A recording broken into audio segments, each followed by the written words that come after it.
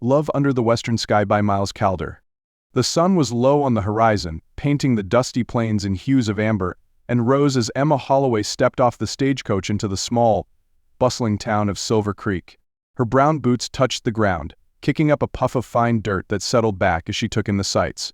A faint smell of leather, horses, and fresh baked bread mingled in the air. She adjusted her wide-brimmed hat, a practical shield against the sun and an attempt to blend in. This was her chance to start anew, away from the pressures of high society life back east. Her father's death had left her orphaned but free to carve her path, a notion as exciting as it was terrifying. "Miss Holloway?" A man's voice broke her thoughts. She turned to see a tall, broad-shouldered cowboy with a weathered face and kind gray eyes. His hat was tilted slightly back, revealing thick, dark hair. His shirt and trousers, though worn, were clean, and his boots bore the scuffs of years of honest work. He tipped his hat, a polite gesture that made her smile despite herself. "Yes, that's me. And you are?" "Name's Caleb Wright," he said, extending a calloused hand. "I own the Wright Ranch just outside of town. Sheriff told me you'd need a place to stay while you get settled. I've got a cabin on my property if you're interested." Emma hesitated, unsure of how to respond. The idea of staying on a stranger's land was unsettling, but her funds were meager, and the thought of spending the night in the rowdy saloon's inn didn't sit well with her. She'd heard enough stories of wayward travelers meeting unsavory fates. "That's very kind of you, Mr. Wright. I'll take you up on the offer," she said, deciding to trust her instincts. Caleb's earnest expression didn't hint at ulterior motives. The ride to the ranch was quiet, save for the rhythmic clip-clop of the horses' hooves and the occasional chirp of crickets. Emma glanced at Caleb as he held the reins with practiced ease.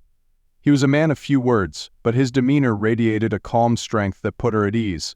The cabin he'd offered was small but tidy, with a sturdy bed, a wooden table, and a potbelly stove. It was modest compared to her upbringing, but Emma found it charming.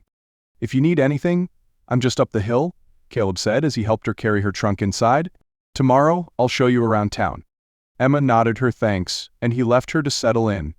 As she unpacked, she thought about the journey that had brought her here. Silver Creek was a place of opportunity but also danger.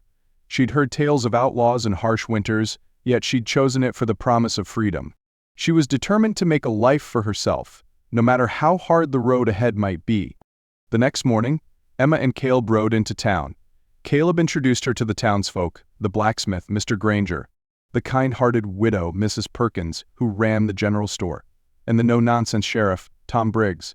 Emma's warmth and determination quickly won people over, and by the end of the day she'd secured a position helping Mrs. Perkins at the store. Life in Silver Creek was simpler than what she was used to, but it felt good to work with her hands and earn her keep.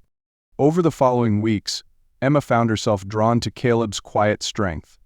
He often stopped by the store to deliver goods or check on her, and they'd share moments of conversation that felt as natural as breathing. She learned that he'd inherited the ranch after his parents' untimely deaths and had worked tirelessly to keep it running. He, in turn, admired Emma's resilience and willingness to adapt to a life so different from her past. One evening, as the sun dipped below the horizon, Caleb invited Emma to join him for a ride. The air was cool, and the landscape glowed in the fading light. They stopped at a hill overlooking the town, where Caleb dismounted and helped Emma down from her horse. She felt his hand linger on hers for a moment, sending a warmth through her that had nothing to do with the setting sun. "You've taken to this life better than most," Caleb said, his voice soft. "When you first arrived, I wasn't sure you'd last a week." Emma laughed, the sound carrying on the breeze. "Neither was I. But this place is starting to feel like home." Caleb's eyes met hers, and for a moment, the world seemed to fade away. "I'm glad," he said. "It's been a long time since I've had someone to share this view with." Emma's breath caught.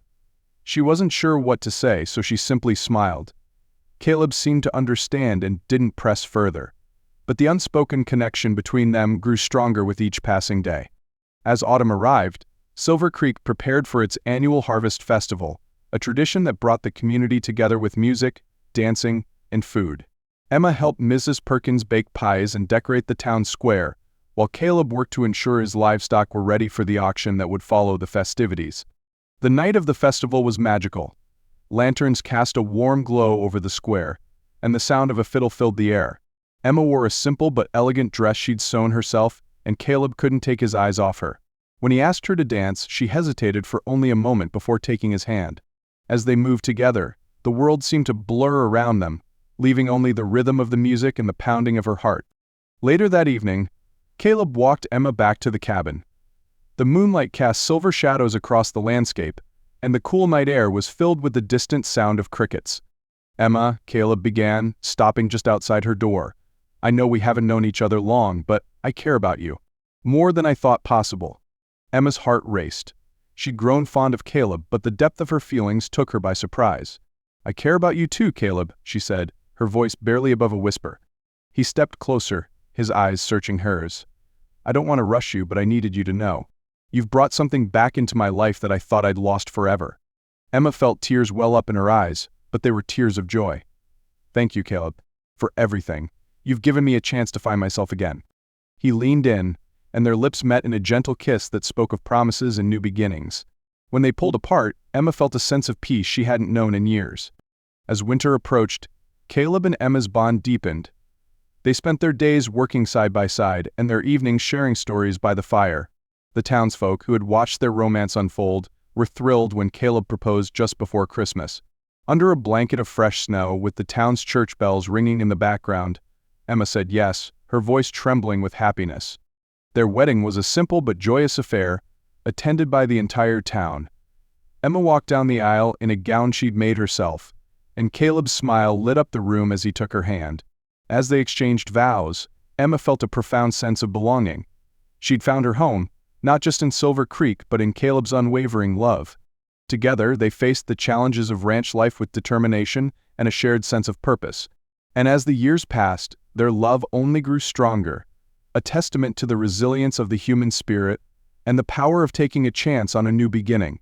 Their story was one of hope and renewal, a reminder that sometimes the best way forward is to embrace the unexpected and trust in the bonds we forge along the way.